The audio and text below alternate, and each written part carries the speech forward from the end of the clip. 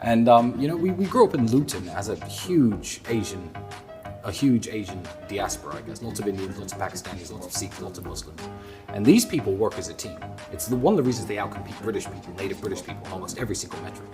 And we knew a guy named Bali. I hope Andrew hasn't told you this. No.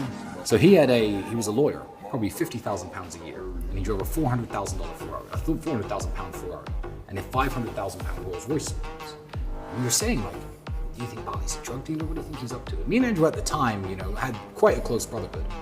And he looked at us one day and I said, Bali, how do you have all this money? How do you get these fancy cars when you're just a lawyer? And you're relatively young. He was like 26, 27, about 5 or 6 years older than I was at the time.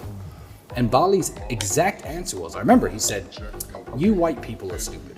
Now, I'm mixed race. He wasn't talking anything racial. He was talking about, I guess, native British people. He says, you will have 5 sons, or your father may have 5 sons, which for someone in my culture, he was a Sikh, an Indian Sikh from Punjab. He said, that's a jackpot. And this Englishman's 5 sons will all move out of the family home. They'll pay 5 rents, probably to people like me. They'll take 5 different student debts out, go out 5 different career paths. They'll get 5 different mortgages, marry 5 different women, and never see each other again. You see, my father had 5 sons.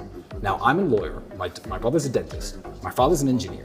My other brother owns a construction company. And every single skill set that they needed to flourish was within the household. So we all live in the family home.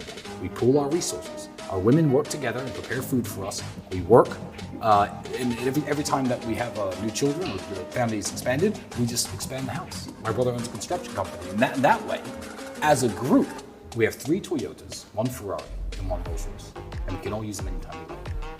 And that was what introduced me and Andrew, because we were flat broke at the time. We had nothing to share. To the idea of certainly, you know what, if we can buy a supercar together, one nice car, then we can just share that car.